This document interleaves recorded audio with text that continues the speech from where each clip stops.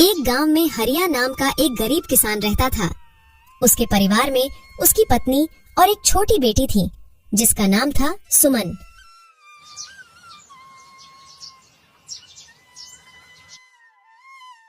हरिया की अपनी कोई जमीन नहीं थी, इसलिए वह दूसरों की जमीन पर खेती करता और जो कुछ पैसे मिलते उससे अपने घर का गुजारा करता था। पिछले कुछ दिनों से हरिया को गांव में कहीं भी काम नहीं मिल रहा था, जिससे वह बहुत परेशान था।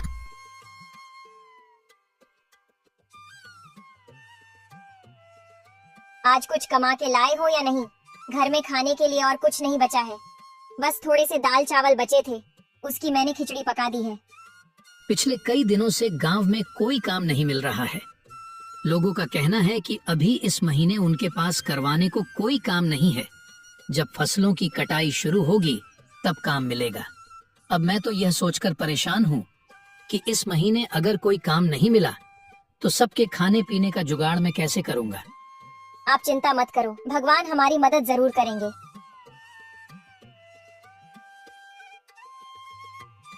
पापा, इस बार गांव में जो मेला लगेगा उसमें आप मुझे गुड़िया दिलाओगे ना? अगली बार तो आपने यह कहा था कि अभी मैं बहुत छोटी हूँ, अगले साल तक मैं बड़ी हो जाऊंगी। अब तो मैं बड़ी हो गई हूँ, तो अब तो मुझे गुड़िया दिलाओगे ना? हाँ बेटा, इस साल मैं तुम्हें जरूर गुड़िया दिलाऊंगा। अब चलिए खाना खा लीजिए, ठंडा हो रहा है।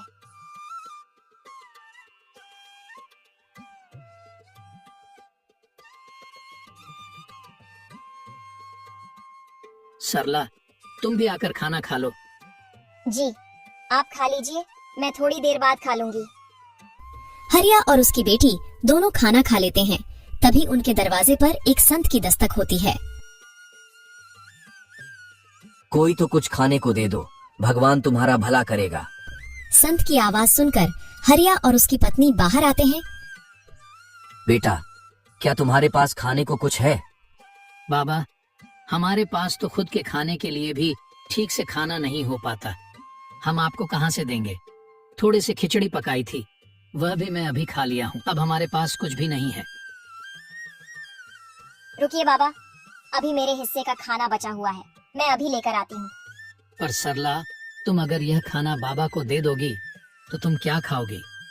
बर्तन में तो बस थोड़ी से ही चावल बचे हैं। आप इसकी चिंता मत कीजिए, मैं भूखी रह लूंगी, लेकिन अपने घर के आंगन से मैं किसी संत को भूखा नहीं जाने दे सकती, इससे मुझे पाप लगेगा। ठीक है सरला, जैसी तुम्हारी इच्छा। सरला अपने हिस्से का खाना लाकर बाबा को दे देती है और बाबा उस खाने को खा लेते हैं।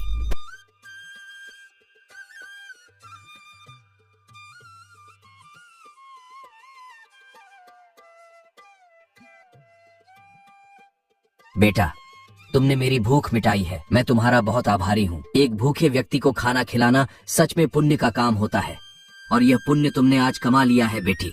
मेरे पास तुम्हें देने को कुछ नहीं है, लेकिन यह एक अंगूठी है, इसे अपने पास रखो, ये तुम्हारी बहुत मदद करेगी। पर याद रखना, रात के समय इसे मत पहनना, रात में इसकी शक्ति बढ़ जाती है जो तुम्हारी उंगली सहन नहीं कर पाएगी।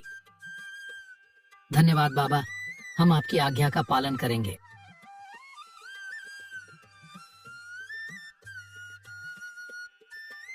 संत के जाने के बाद हरिया अंगूठी को देखकर सरला से कहता है, इस अंगूठी में ऐसा क्या है जो बाबा ने हमें इसे देने के लिए चुना?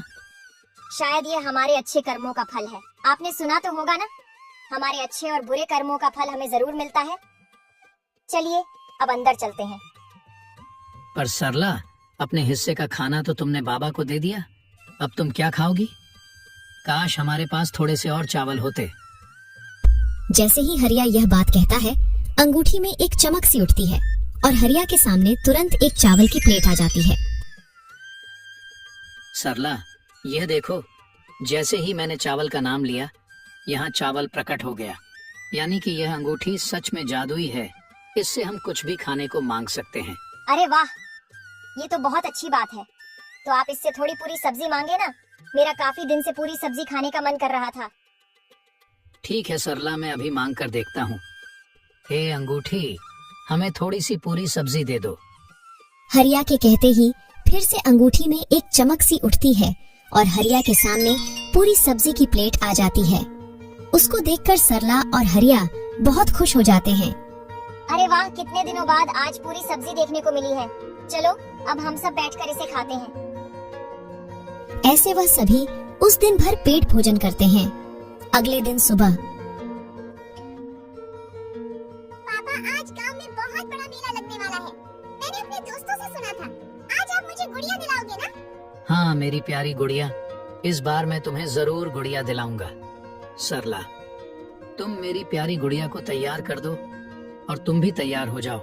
हम सब आज उस बड़े मेले में जाएंगे जहाँ जाने के लिए हम अक्सर सपने देखा करते थे।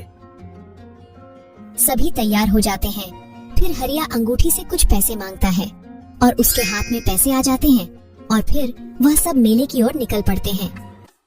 उस गांव में हर साल एक बहुत बड़ा मेला लगता था जिसमें दूर दूर के गांव से व्यापारी आते थे। उस मेले में तरह तरह की चीज मिलती थी। पापा, वो देखो गुड़िया की दुकान। मुझे गुड़िया दिला दो ना। भैया जरा ये वाली गुड़िया दिखाना। ये लो मेरी प्यारी गुड़िया, ये तुम्हारे लिए। पापा, ये तो बहुत ही सुंदर गुड़िया है। भैया कितना दाम है इस गुड़िया का? जी 50 रुपए। ये लो भैया इस गुड़िया के पैसे। सरला, तुम भी अपने लिए कुछ पसंद कर लो। वहाँ देखो कितनी सुंदर साड़ी की दुकान है।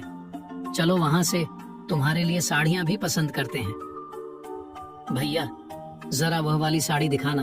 अरे भैया, वह साड़ी बहुत महंगी है, तुम उसे नहीं खरीद पाओगे। कोई सस्ती सी साड़ी देख लो इनमें से। नहीं भैया, हमें वही साड़ी देखनी है, आप वही साड़ी दिखाओ। सरला, तुम्हें ये साड़ी कैसी लगी? ये साड़ी तो बहुत अच्छी है पर महंगी भी बहुत होगी। सरला, तुम इसकी चिंता मत करो। बस तुम ये बताओ, तुम्हें ये साड़ी पसंद तो है ना? हाँ जी, साड़ी तो बहुत पसंद आई। भैया इस साड़ी का क्या दाम है? यह 1500 की साड़ी है। ठीक है भैया, ये लीजिए 1500 और ये साड़ी हमारे लिए पैक कर दीजिए। हरिया साड़ी को खरीद लेता है। हरिया ने उस मेले में से और भी काफी सारे सामान खरीदे। इस मेले में रामचंद्र के 2 नौकर मोहन और प्यारे भी आए हुए थे। रामचंद्र गांव का सबसे अमीर सेठ था और मोहन और प्यार उसके नौकर। जब मोहन और प्यारे ने हरिया को बहुत सारा सामान खरीदते हुए देखा तो वे दोनों आश्चर्य में हो जाते हैं। मोहन, ये देख, ये तो वही हरिया है ना जो अक्सर अपने गरीबी पर पूरे गांव भर में रोता रहता है। ये देख कैसे सामान खरीद रहा है। आखिर इसके पास इतने सारे पैसे कहाँ से आए? हाँ प्यारे, यह तो वही गरीब किसान हरिया है। अभी 2 दिन पहले ही तो यह सेठ जी से काम मांगने आया था, पर सेठ जी ने इसे काम देने से मना कर दिया था। चल उसी से पूछ कर देखते हैं। दोनों हरिया के पास आते हैं। और भाई हरिया, कैसी चल रही है खरीदारी? लगता है बहुत सामान खरीदा है आज। हरिया जादुई अंगूठी की बात को छुपाते हुए कहता है। नहीं भाई, बस वह थोड़ा बहुत घर के लिए सामान है बस, और कुछ नहीं। अच्छा हरिया भाई, तुम तो 2 दिन पहले तो सेठ जी से काम मांग में आए थे ना? लगता है तुम्हें कहीं पर काम मिल गया है। हाँ भैया, कहीं और काम मिल गया था तो बस उसी से बच्चों को मेला घुमाने ले आया। अच्छा हरिया भाई, तुम करो खरीदारी, हम चलते हैं। दोनों नौकर वहाँ से चले जाते हैं। हरिया का परिवार मेला घूमने के बाद घर आ जाता है। आज उनके परिवार के चेहरे पर अलग ही चमकते सभी बहुत खुश थे। पापा, आज तो मेरे पास बहुत सारे खिलौने हैं।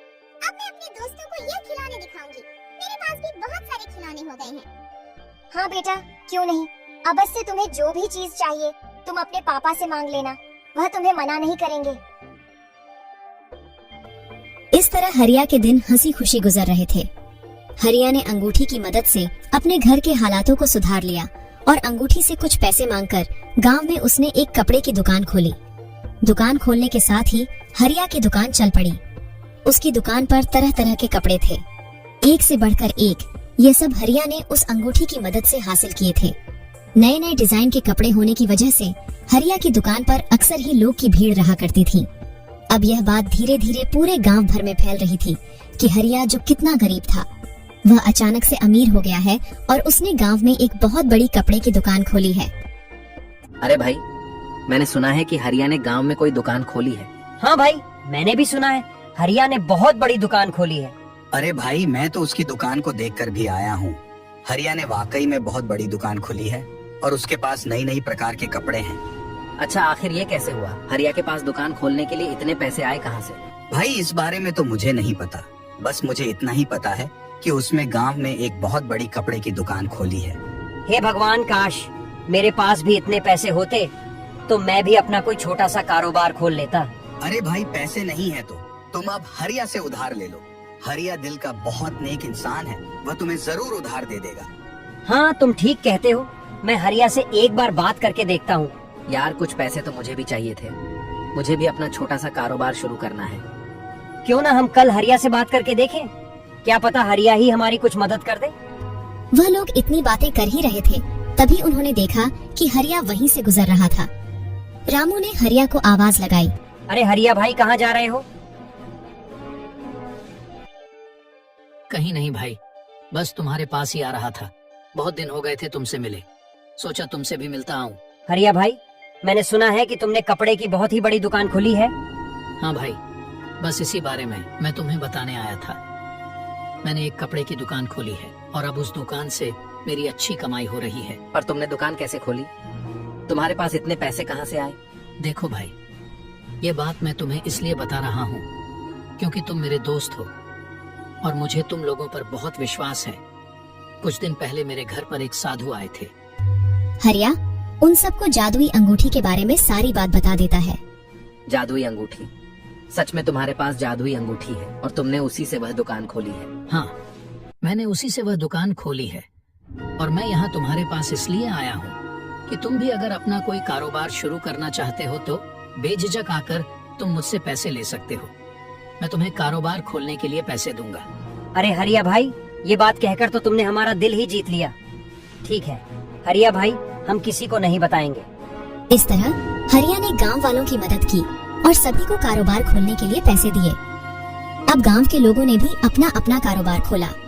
अब ये बात धीरे धीरे गांव के अमीर सेठ रामचंद्र तक भी पहुंच जाती है। मोहन और प्यारे, ये मैं क्या सुन रहा हूँ? हमारे गांव में रहने वाले गरीब हरिया ने गांव में बहुत बड़ी कपड़े की दुकान खोल ली है। यह तो वही हरिया है ना जो कुछ दिन पहले मेरे पास काम मांगने आया था, तो फिर इसके पास अचानक से इतने सारे पैसे कहाँ से आए? हाँ सेठ जी, हम भी यही सोचकर हैरान हैं। थोड़े दिन पहले हमने उसे मेले में देखा था, बहुत सारे सामान खरीद रहा था, जैसे इसके पास अचानक से बहुत सारे पैसे आ गए हों। और अब सुनने में आ रहा है कि गांव में उसने एक नई दुकान खोली है। हाँ सेठ जी, मैंने तो देखा भी है, बहुत ही सुंदर दुकान है उसकी। एक से एक डिजाइन के कपड़े हैं उसकी दुकान में। मोहन, जरा पता तो कर, आखिर उस गरीब हरिया के पास इतने सारे पैसे कहाँ से आ रहे हैं? आखिर ऐसी कौन सी लॉटरी लगी है उसके हाथ में जो कुछ ही दिन में वह इतना माला माल हो गया है? रामचंद्र की कहे अनुसार उसके दोनों नौकर अब हरिया पर नजर रखने लगते हैं।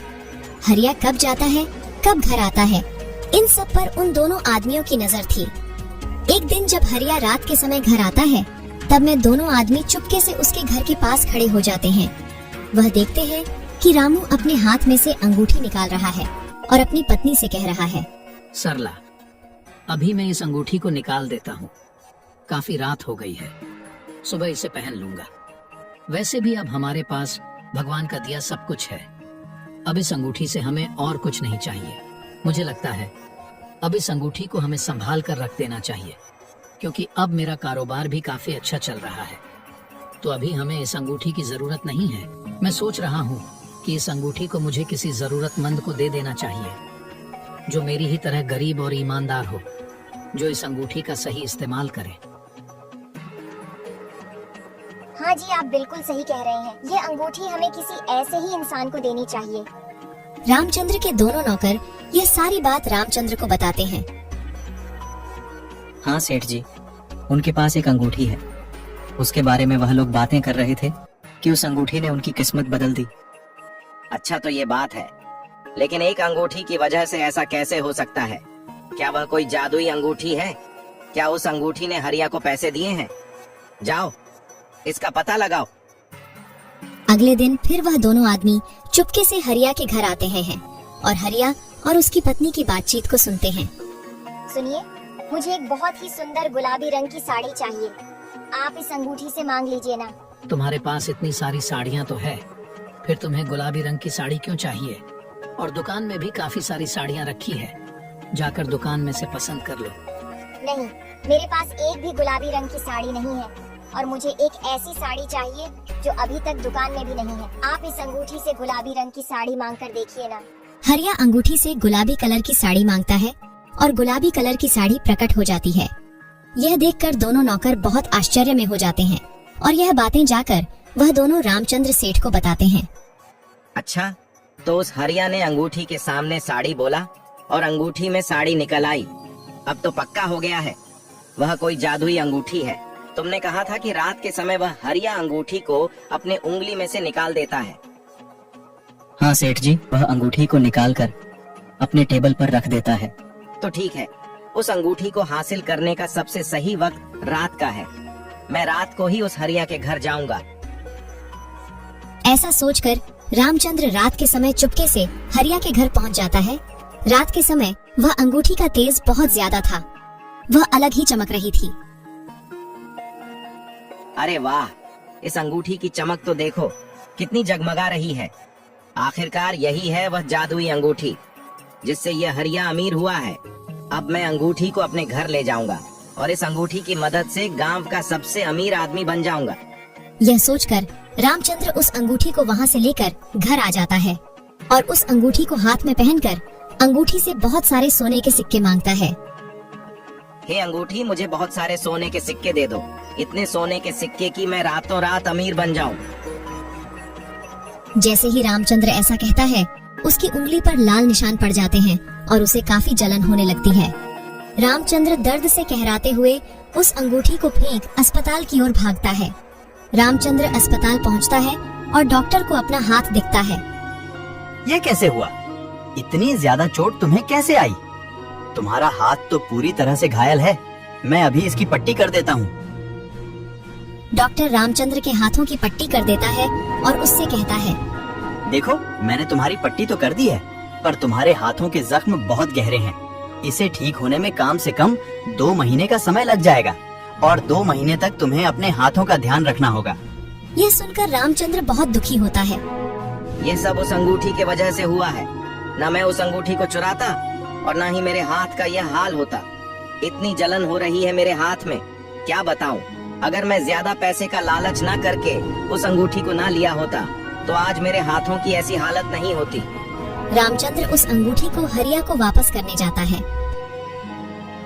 यह लो हरिया अपनी अंगूठी। कुछ वक्त के लिए मेरे मन में इस अंगूठी के प्रति लालच आ गया था, पर इस अंगूठी ने मुझे अच्छा सबक सिखाया है। अब यह अपनी अंगूठी तुम अपने पास रखो, मुझे इसकी जरूरत नहीं। अब अंगूठी हरिया के पास वापस आ चुकी थी। सरला, अब वक्त आ गया है कि इस अंगूठी को किसी ऐसे व्यक्ति के हाथ में दिया जाए जिसको इसकी बहुत जरूरत है। हमें जल्द ही ऐसे व्यक्ति की तलाश करनी होगी। जी हाँ, आप बिल्कुल सही कह रहे हैं। अब इस अंगूठी को किसी गरीब को देने का सही वक्त आ गया है। वह लोग यह बातें कर ही रहे थे कि तभी उनके घर पर एक गरीब बूढ़ा व्यक्ति आता है। कोई तो कुछ खाने को दे दो, भगवान तुम्हारा भला करेगा। सरला बूढ़े व्यक्ति के लिए खाना लाती है। बूढ़ा व्यक्ति खाना खाता है। खाना खाने के बाद हरिया उस बूढ़े व्यक्ति को वह जादुई अंगूठी दे देता है और उस जादुई अंगूठी की सारी शक्तियों के बारे में भी बता देता है। बूढ़ा आदमी बहुत खुश होकर वहाँ से चला जाता है। थोड़ी दूर जाकर वह बूढ़ा आदमी वापस अपने संत के रूप में आ जाता है। वह बूढ़ा आदमी और कोई नहीं बल्कि वही संत था जिसने हरिया को वह जादुई अंगूठी दी थी और वह अब अपनी अंगूठी वापस लेने आया था। हरिया का जीवन अब सुधर चुका था। हरिया ने उस अंगूठी की मदद से अपने जीवन को ही नहीं सुधरा बल्कि गांव के लोगों के जीवन को भी बेहतर बनाया।